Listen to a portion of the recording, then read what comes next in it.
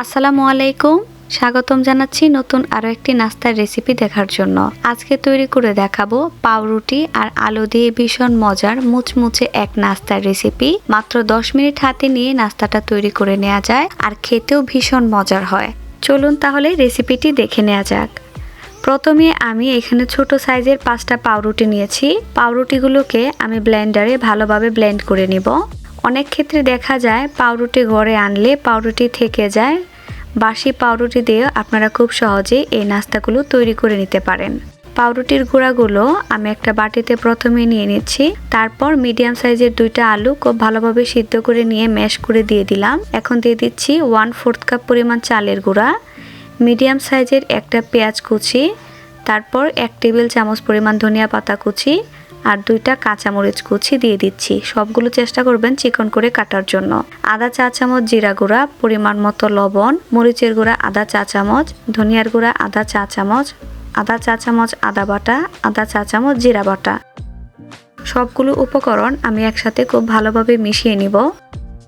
প্রথমে পানি দেওয়ার দরকার নেই, আলতো হাতে মিশিয়ে নিতে হবে। তারপর আমি সামান্য পরিমাণ পানি দিয়ে দিচ্ছি। সামান্য পরিমাণ পানি দিয়ে খামিরটাকে ভালোভাবে মথে নিতে হবে। খুব বেশি পানি একবারে দেওয়া যাবে না। আমি প্রথমে 1 টেবিল চামচ পরিমাণ পানি দিয়েছি, তারপর 1 চা চামচ পানি দিয়ে খামিরটাকে মথে নিয়েছি। খামিরটাকে ভালোভাবে মথে নেওয়া হয়ে গেলে আমি 2 ভাগে ভাগ করে নিচ্ছি। 2 ভাগে ভাগ করে নেওয়া হয়ে গেছে। এখন একটা পিঁড়িতে আমি তেল লাগিয়ে নিচ্ছি। মথে রাখা খামির থেকে 2 ভাগের 1 ভাগ নিয়ে পিঁড়িতে প্রথমেই গোল করে তৈরি করে নেব হাতের সাহায্যে। সাইড থেকে অমসৃণ থাকলেও সেটা চেপে চেপে সমান করে দিতে হবে। সময় নিয়ে সাইড থেকে রুটিটাকে গোল করে নিতে হবে।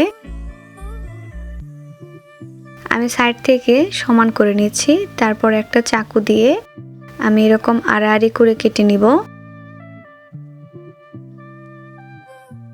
আপনারা চাইলে এরকম সাইজ করে তৈরি না করেও 4 কোণা বা বিভিন্ন শেপের করেও কেটে নিতে পারেন। নাস্তাগুলো তৈরি হয়ে গেছে। এখন আমি উঠিয়ে নিচ্ছি।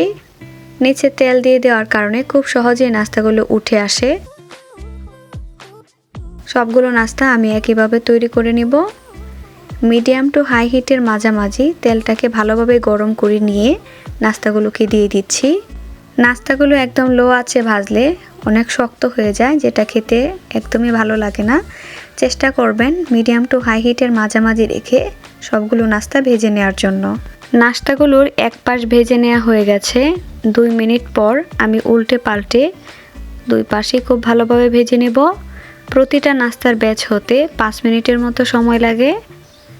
মিডিয়াম আঁচে নাস্তাগুলোকে ভেজে নেওয়ার চেষ্টা করবেন, এতে পারফেক্টভাবে নাস্তাগুলো ভাজা হবে। উপর থেকে এবং ভিতর থেকেও পারফেক্টভাবে মুচমুচে হবে। ব্রাউন করে ভেজে নিয়েছি। এখন আমি তেল ঝরিয়ে উঠিয়ে নিব। ঝটপট নাস্তা তৈরি করতে চাইলে মজাদার এই নাস্তাটি একবার তৈরি করে দেখতে পারেন। বাসার সবাই অনেক পছন্দ করবে। আশা করছি আজকের এই রেসিপিটি আপনাদের কাছে ভালো লেগেছে। ভালো লেগে থাকলে ট্রাই করতে পারেন। ভিডিওটি দেখার জন্য আপনাদের সবাইকে অসংখ্য ধন্যবাদ।